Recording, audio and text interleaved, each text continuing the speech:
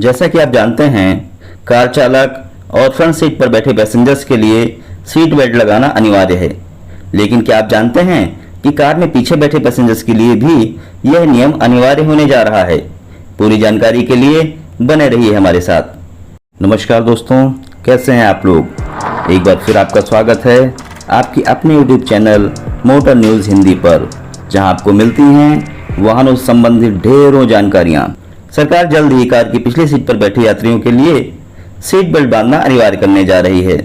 इसके लिए न सिर्फ वाहनों में मॉडिफिकेशन होगा, बल्कि कानून बनाकर इसे अनिवार्य भी किया जाएगा। इस नियम का उल्लंघन करने वालों पर चालान की कार्रवाई की जाएगी।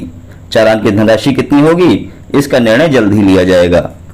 केंद्रीय परिवहन मंत्री नितिन गडकरी जी ने एक इंटरव्यू के दौरान बताया कि साइरस मिस्त्री के एक्सीडेंट के बाद सरकार ने यह डिसीजन लिया है और 3 दिन के अंदर इससे संबंधित नोटिफिकेशन भी जारी कर दिया जाएगा।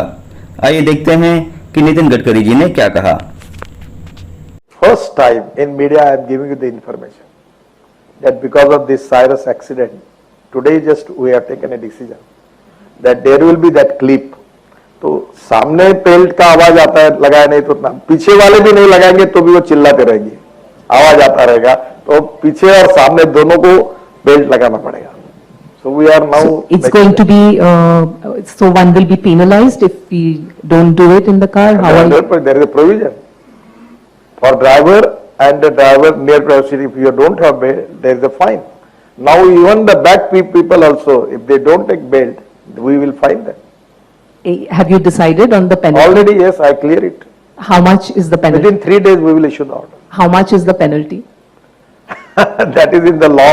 There are a lot of discretion. This is a subject in concurrent list, and there is a penalty from one amount to higher. It can be decided by the competent authority and state government. And will it be applicable for all cars, even for small cars, or only? Yes, all cars.